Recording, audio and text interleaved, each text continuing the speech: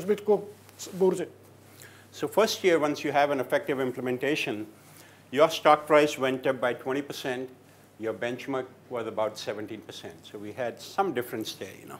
Ten první rok po získání ceny kvality, tak vidíme, že dochází ke zvýšení ceny akcie o 20%, srovnávací skupina pouze 17%, čili vidíme tady menší rozdíl.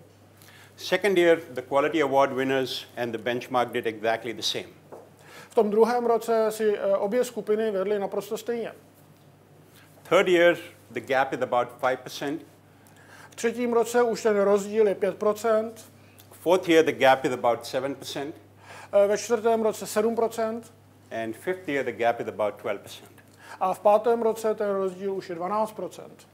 So you can think about it. It takes a couple of years after you have an effective implementation for the stock market to come and reward you.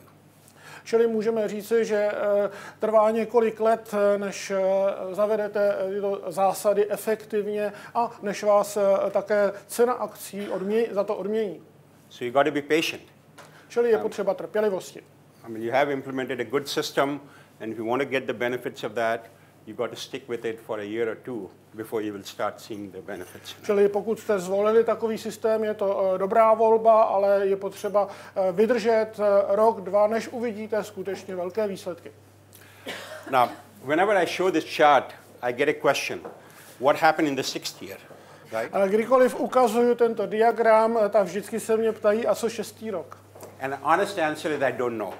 A naprosto na rovinu vám řeknu, to nevím. And I don't want to know because I'm quite happy with what I got in the 5 years. You know? Já jsem docela spokojený s tím, co jsem získal aspoň za těch 5 let.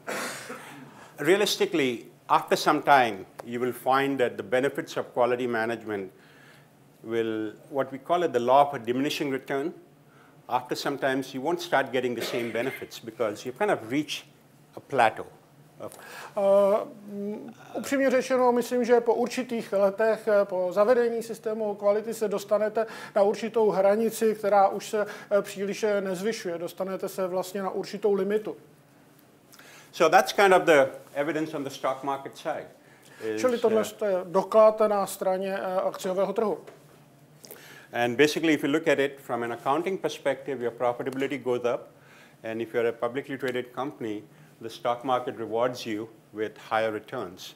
So that's kind of the value of quality management. Pokud se na to podíváme z účetního hlediska, tak na jedné straně nám rostou zisky, na druhé straně nám roste cena akcí, čili v každém případě vidíme, že z obou stran je to dobrá investice, investovat do systému řízení kvality. Okay. So the numbers I gave you are basically based on US companies. These were award winners who won the Baldrige Award or won awards from US customers. To, o čem jsem zatím hovořil, odkazuje na situaci ve Spojených státech, čili na firmy, které získaly cenu Malcolma Baldrige nebo na některou z těch lokálních cen místních států anebo dodavatelů.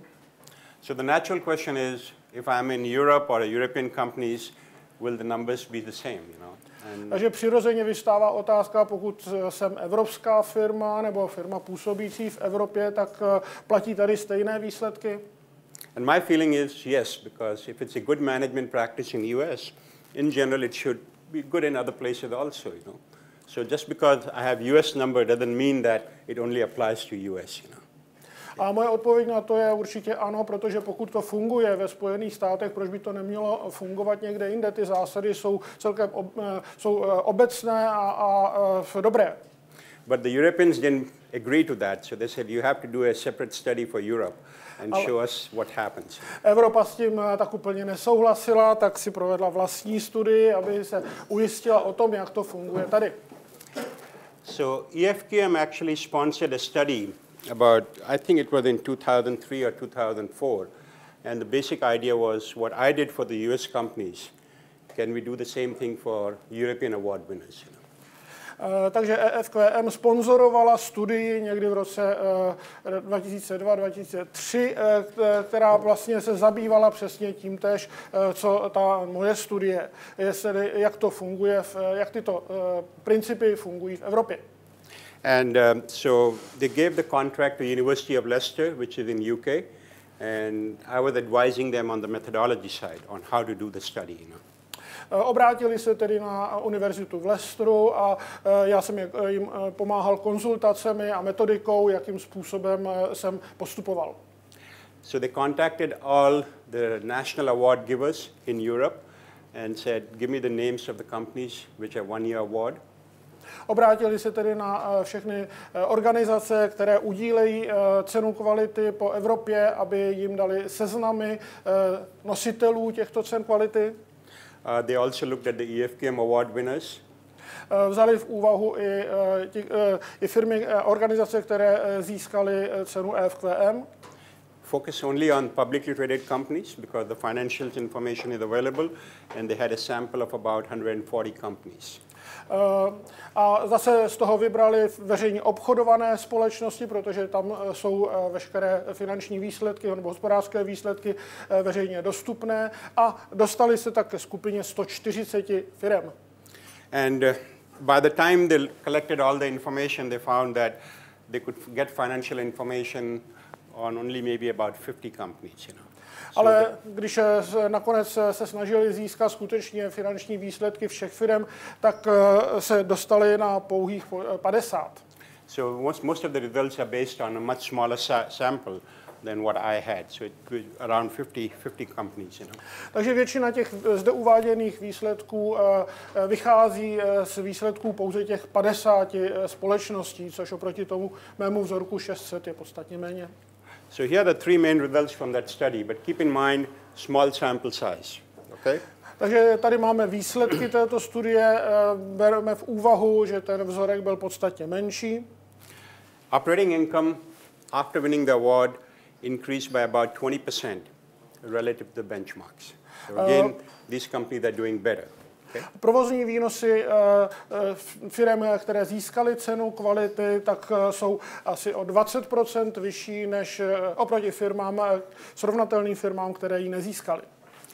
The sales grow by about 78% after winning the award over a 5-year time period.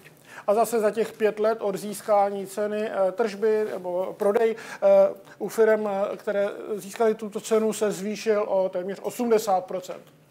And the stock returns over the next 5 years after winning the award was 36% better than benchmarks. A cena akcí zase za těch 5 let oproti srovnávacímu vzorku vzrostla o 630%. So what you're seeing is some positive results, but keep in mind it's based on a small sample.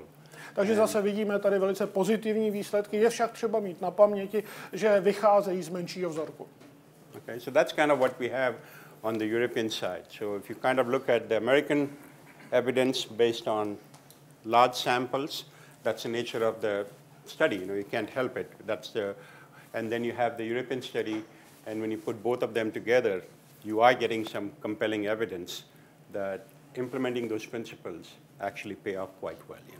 Takže na jedné straně tady máme tu studii z Univerzity Leicesteru, která ukazuje zřetelně pozitivní výsledky, ovšem vychází z menšího vzorku firem. Na druhé straně je tady ta studie ze Spojených států a když je obě dáte dohromady, tak uvidíte naprosto přesvědčivě, že má smysl a je výhodné systém a zásady řízení kvality skutečně zavádět. Any questions about these numbers which I presented, about the Leicester study or my study? I can try to answer that. Máte nějaké dotazy teda ještě k té studii z Univerzity z Leicesteru anebo k té mé studii? Rád bych je zodpověděl. Dalo by se říct, že systém řízení kvality je prioritně vhodný pro nějaký konkrétní segment nebo to platformu? We say that the system of quality management is especially convenient for certain industries or segment, or whether